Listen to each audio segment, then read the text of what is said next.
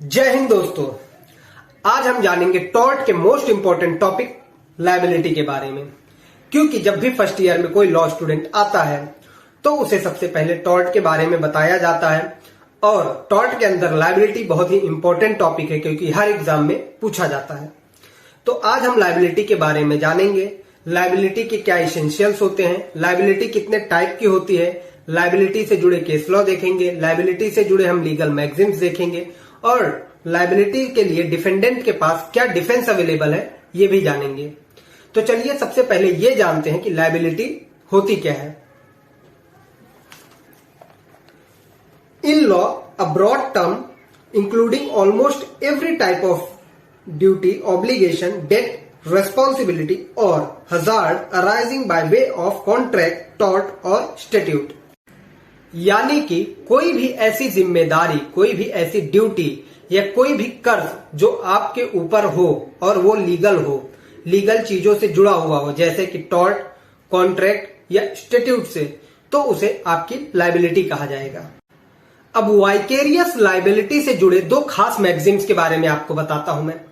पहला है क्वी फेसिट पर एलियम फेसिट पर से, यानी कि अगर आप किसी से भी ऐसा कोई काम करवाते हैं जो रॉन्गफुल है, कोई भी ऐसा एक्ट जो रॉन्गफुल है, तो उस व्यक्ति के लिए उसने जो काम किया है उसके जिम्मेदार आप ही होंगे क्योंकि आप ही ने उसे वो काम करने के लिए कहा है। और दूसरा मैगजीम है रेस्पोंडेंट सुपीरियर, यानी कि let the superior be responsible, यानी कि अगर कोई भी आपका सर्वेंट, एजेंट कोई भी काम ऐसा करता है जो रॉन्गफुल है तो उसके रिस्पॉन्सिबल आप होंगे। टॉर्ट में लायबिलिटी तीन टाइप की होती है। पहली वाइकेरियस लायबिलिटी, दूसरी स्ट्रिक्ट लायबिलिटी और तीसरी एब्सोल्यूट लायबिलिटी। तो आज हम इन तीनों लायबिलिटी के बारे में काफी अच्छे से जानेंगे और समझेंगे। सबसे पहले जानते हैं वाइकेरियस लायबिलिटी के बारे में। The rule of vicarious liability imposes liability on one person for the act done by another person। यानी कि करे कोई और भरे कोई और। ऐसा नहीं होता कि कोई भी ऐरा गैरा व्यक्ति कोई एक्ट कर रहा है और उसके लिए आपको लायबल किया जा रहा है। आपको थर्ड पर्सन के एक्ट के लिए तभी लायबल किया जाएगा जब आप उससे किसी स्पेशल रिलेशनशिप से जुड़े हुए हों। चलिए देखते हैं कौन कौन से ऐसे रिलेशन है जो कि थर्ड पर्सन अगर कोई एक्ट करता है तो उसके लिए आपको लायबल ठहराया जाएगा। पहला रिलेशन है प्रिंसिपल और एजेंट का, यानी कि अगर आपने किसी एक व्यक्ति को अपना एजेंट बना के कोई काम करने के लिए भेजा है और उस व्यक्ति ने उस काम को करते समय कोई ऐसा एक्ट कर दिया जो कि इल्लीगल है या फिर वो एक्ट किसी और को हार्म पहुंचा रहा है, तो उसकी जिम्मेदारी आपकी होगी और उस एजेंट के लिए आप लायबल ठहराए जाएंगे। आपको कंपनसेशन देना पड़ेगा, आपको पनिशमेंट मिलेगी। दूसरा रिलेशन है मास्टर एंड सर्वेंट का। अगर आपने किसी व्यक्ति को अपने पास नौकरी दी है और उसने उस कोर्स ऑफ एम्प्लॉयमेंट में कि एक दिन में उसका कितने टाइम है, उस वर्किंग आवर्स में उसने उस काम से रिलेटेड कोई ऐसा एक्ट कर दिया जो इलीगल है या किसी को उसके वजह से हार्म हो जाता है, तो उस एक्ट के लिए आप जिम्मेदार ठहराए जाएंगे, आप लायबल होंगे और आपको कंपनसेशन देना पड़ेगा जिसको भी नुकसान होगा। तीसरा रिलेशन है पार्टनर्स इन पार्टनरशिप फर्म। भाई अगर आपने किसी को पार्टनर बनाया है तो उसके अच्छे काम के साथ साथ उसके बुरे काम के भी जिम्मेदार आप होंगे, या फिर उस फर्म में कोई कोई एम्प्लॉय आपका कोई एक्ट करता है जो इलीगल है, किसी को हार्म पहुंचाता है, तो उसके लिए आप सब लायबल ठहराए जाएंगे, आप सबको कंपनसेशन देना पड़ सकता है। चौथा रिलेशन है कंपनी एंड इट्स डायरेक्टर का, यानी कि कोई भी कंपनी है अगर आप उसके डायरेक्टर हैं तो आप एक जिम्मेदार पर्सन है, आपके ऊपर कई सारी ड्यूटी होगी, जिम्मेदारी होगी। अगर आपके उस कंपनी के किसी भी एम्प्लॉय ने कोई भी एक्ट किया, कोई भी ऐसा एक्ट किया जो इलीगल हो या उससे किसी थर्ड पर्सन को हार्म हो जाए, तो उसके जिम्मेदार आप ठहराए जाएंगे और आपको ही कॉम्पनसेशन देना पड़ेगा।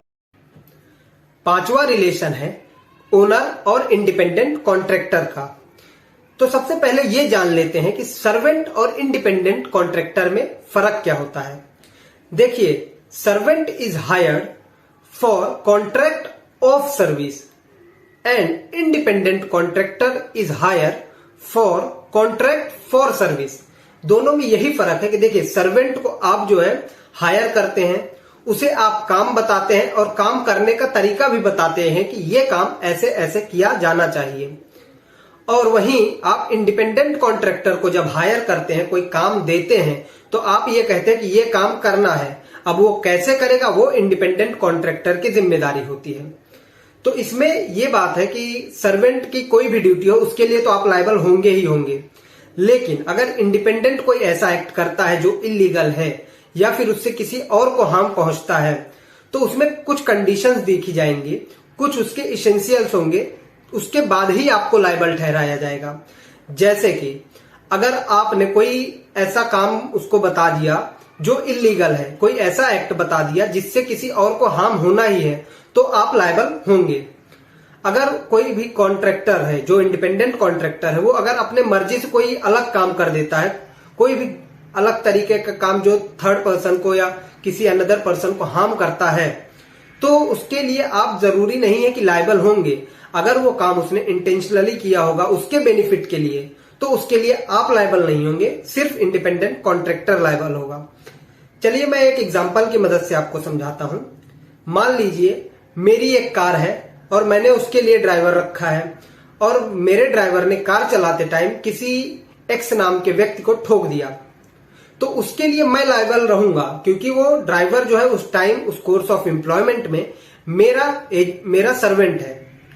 वहीं अगर मैंने एक टैक्सी हायर की और उस टैक्सी ड्राइवर ने कहीं किसी एक्स नाम के व्यक्ति को ठोक दिया, तो उसके लिए वो टैक्सी ड्राइवर जिम्मेदार होगा या फिर उस टैक्सी का जो मालिक होगा वो जिम्मेदार होगा, मैं नहीं होऊंगा।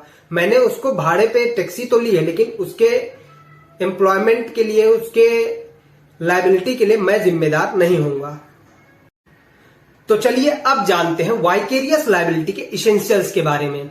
वाइकेरियस लायबिलिटी के 3 मेन इसेंशियल्स है। पहला, सर्टेन काइंड ऑफ रिलेशनशिप। भाई आपको जिसके काम के लिए आपको लायबल ठहराया जाएगा, उससे आपका कोई रिलेशन तो होना चाहिए।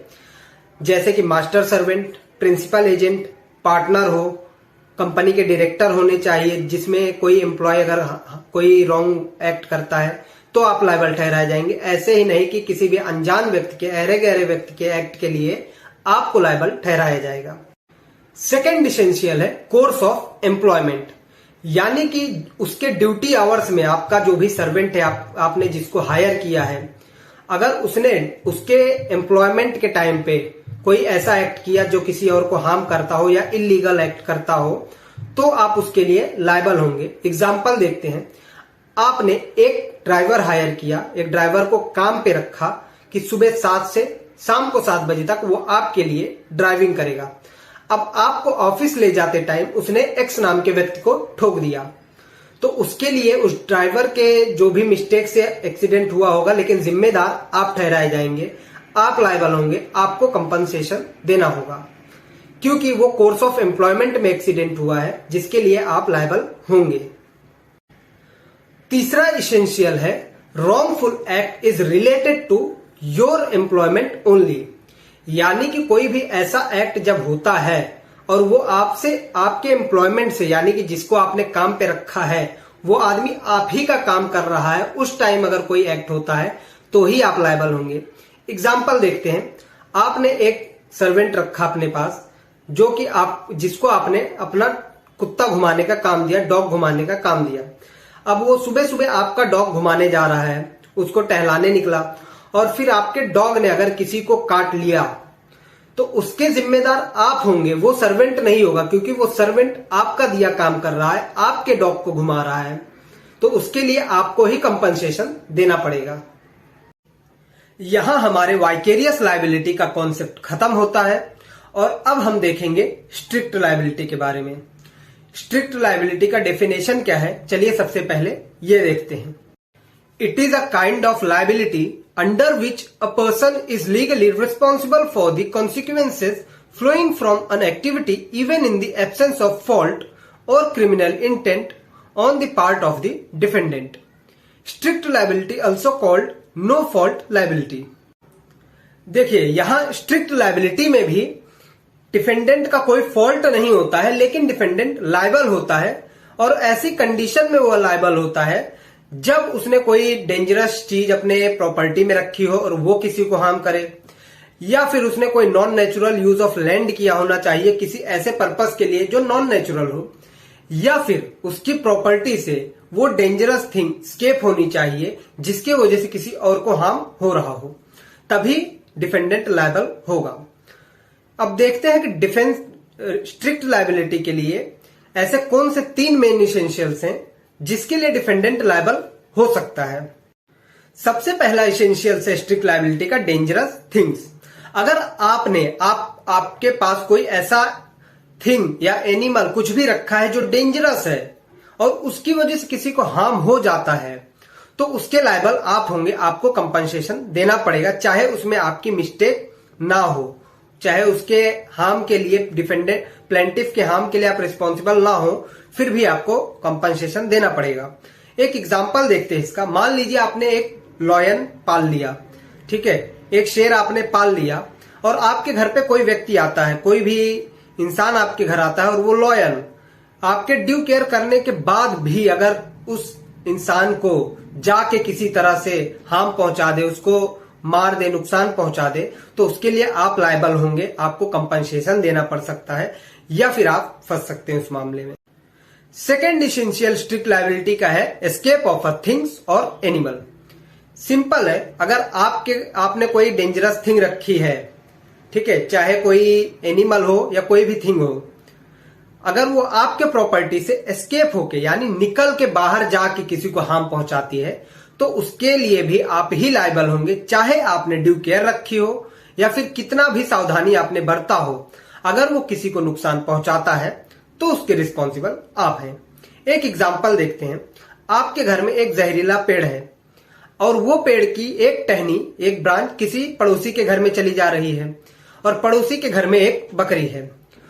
आपके पेड़ से गिरे पत्तों को खाकर वो बकरी अगर मर जाती है तो उसके लिए आप लायबल होंगे और आपको कंपनसेशन देना पड़ेगा, क्योंकि वो डेंजरस थिंग जो है वो आपकी प्रॉपर्टी से एस्केप हुई है और वो खाके वो बकरी मरी है। थर्ड इसेंशियल है स्ट्रिक्ट लायबिलिटी का non natural use of land.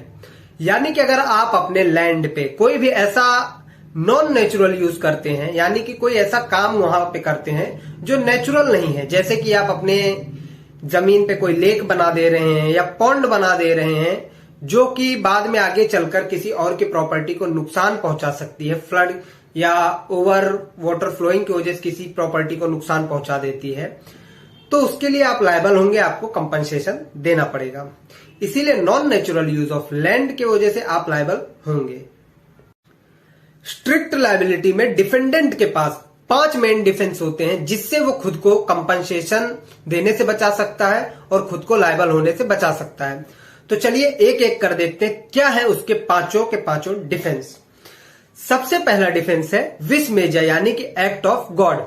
कोई भी ऐसा एक्ट जो एक्ट ऑफ गॉड की वजह से हुआ हो, कोई भी ऐसा हार्म जो एक्ट ऑफ गॉड यानी कि जैसे कि अर्थक्वेक, सुनामी, फ्लड, इससे कोई भी अगर हार्म हुआ हो, कोई ऐसा डैमेज हुआ हो, तो फिर इस केस में डिफेंडेंट लायबल नहीं होता है।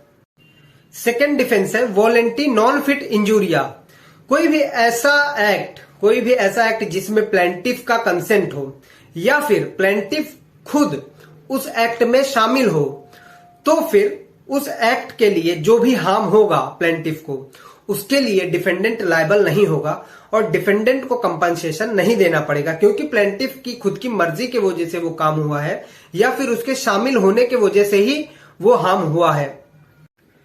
थर्ड डिफेंस है एक्ट ऑफ थर्ड पार्टी। यानी कि देखिए, अगर कोई ऐसा काम कर दे रहा है जिसकी वजह से प्लेंटिफ को हार्म पहुंच रहा है, लेकिन वो थर्ड पर्सन जो है ना प्लेंटिफ से रिलेटेड है ना डिफेंडेंट से रिलेटेड है, तो उसके लिए डिफेंडेंट को जिम्मेदार नहीं ठहराया जा सकता, उसके लिए डिफेंडेंट लायबल नहीं होगा। फोर्थ इसेंशियल है स्टैट्यूटरी अथॉरिटी का। कोई भी ऐसा काम जो लॉ के गाइडेंस में हुआ हो, कानून के किसी अथॉरिटी ऑथराइज्ड ऑफिसर की तरफ से हुआ हो, तो उसके लिए अगर कोई हार्म होता है तो उसके लिए डिफेंडेंट जो है वो लायबल नहीं होगा और डिफेंडेंट को कंपनसेशन नहीं देना पड़ेगा। फिफ्थ डिफेंस है प्लेंटिफ्स ओन डिफॉल्ट का। अगर देखो कोई भी डिफेंडेंट है, वो अगर अपना काम ठीक से कर रहा है, वो पूरी ड्यू केयर कर रहा है काम करने के लिए ताकि किसी को हार्म ना हो, लेकिन अगर उसमें प्लेंटिफ ने कोई ऐसा काम कर दिया जिसके वजह से उसको ही हार्म हो गया, तो फिर उसके लिए डिफेंडेंट लायबल नहीं होगा और डिफेंडेंट को कंपनसेशन नहीं देना पड़ेगा। स्ट्रिक्ट लायबिलिटी से जुड़ा एक फेमस लैंडमार्क केस है रीलैंड वर्सेस फ्लेचर का। तो चलिए जानते हैं रीलैंड वर्सेस फ्लेचर में क्या हुआ था। रीलैंड प्लेंटिफ है और फ्लेचर डिफेंडेंट है। फ्लेचर को अपने प्रॉपर्टी पे एक वाटर रिजर्वोयर बनाना था वाटर कलेक्ट करने के लिए। उसने इंडिपेंडेंट कॉन्ट्रैक्टर को कॉन्ट्रैक्ट दिया। जब काम चल रहा था तो कॉन्ट्रैक्टर ने देखा कि वहां पे शेफ्ट और पासेज है जो कि रिजर्वोयर को काफी आगे चल के वीक बना सकता है और लीकेज के चांसेस हैं। फिर भी उसने काम नेग्लिजेंस के हिसाब से पूरा कर दिया। बाद में जब वाटर रिजर्वोयर में वाटर आई तो वहां से वाटर धीरे धीरे लीक करने लगा और रीलैंड के जमीन में चला गया। रीलैंड की माइन थी उसमें चला गया और रीलैंड को काफी नुकसान हुआ। फिर रीलैंड ने कोर्ट में सूट फाइल कर दिया और बाद में कोर्ट से ये जजमेंट आया कि फ्लेचर को रीलैंड को जो कि प्लेंटिफ है उसको कंपनसेशन देना पड़ेगा, क्योंकि सबसे पहले फ्लेचर ने तो non natural use of land किया वो रिजर्वोयर बना के, और दूसरा उसकी प्रॉपर्टी से कुछ चीजें एस्केप हुई है, वो वाटर फ्लेचर की प्रॉपर्टी से एस्केप हुआ है। तो दो एसेंशियल जब उसके पूरे हो गए तो उसके लिए वो स्ट्रिक्ट लायबिलिटी के दायरे में आ गया और फ्लेचर को रीलैंड को कंपनसेशन देना पड़ा। तो चलिए अब एब्सोल्यूट लायबिलिटी के बारे में भी जान लेते हैं। Absolute liability in simple words means that strict liability without the exceptions, यानी कि जो भी डिफेंडेंट के पास स्ट्रिक्ट लायबिलिटी में डिफेंस अवेलेबल थे वो एब्सोल्यूट लायबिलिटी में डिफेंडेंट के पास अवेलेबल नहीं होंगे। उसके पास कोई एक्सेप्शन नहीं होगा और कोई डिफेंस नहीं होगा। प्लेंटिफ को सिर्फ ये प्रूफ करना होता है कि डिफेंडेंट ने उसको कोई हार्म पहुंचाया है जिसके वजह से डिफेंडेंट लायबल होगा, और प्लेंटिफ को यह प्रूफ करने की जरूरत नहीं होती है कि डिफेंडेंट का क्या इंटेंशन था, क्या उसका मोटिव था या था भी कोई इंटेंशन मोटिव या नहीं था। कुछ प्रूफ करने की जरूरत नहीं, सिर्फ और सिर्फ प्लेंटिफ को यह बताना है कि डिफेंडेंट ने उसे कोई हार्म पहुंचाया है, तो फिर डिफेंडेंट लायबल होगा। एब्सोल्यूट लायबिलिटी के इसेंशियल्स भी स्ट्रिक्ट लायबिलिटी की जरा बिल्कुल सेम है। Dangerous thing, escape of a dangerous thing और non natural use of a land. Absolute liability से जुड़ा एक फेमस एंड लैंडमार्क केस है भोपाल गैस ट्रेजेडी का। चलिए देखते हैं ये भोपाल गैस ट्रेजेडी केस क्या है। मध्य प्रदेश के भोपाल में एक फैक्ट्री थी जिसका नाम था यूनियन कार्बाइड। उसमें से रात को मिथाइल आइसोसाइनाइट नाम की गैस जो कि काफी पॉइजनस थी वो लीक हो गई और आसपास के इलाकों में फैल गई, जिससे कि वहां के आसपास के इलाकों में 3000 लोगों की डेथ हो गई। फिर कोर्ट में इसका केस चलने लगा और कोर्ट ने जजमेंट दिया। सुप्रीम कोर्ट से ये जजमेंट आया कि कंपनी के ओनर को यानी कि डिफेंडेंट को जितने भी विक्टिम हैं उनको कंपनसेशन देना पड़ेगा, क्योंकि ये एब्सोल्यूट लायबिलिटी है, इनके पास कोई डिफेंस भी नहीं होगा।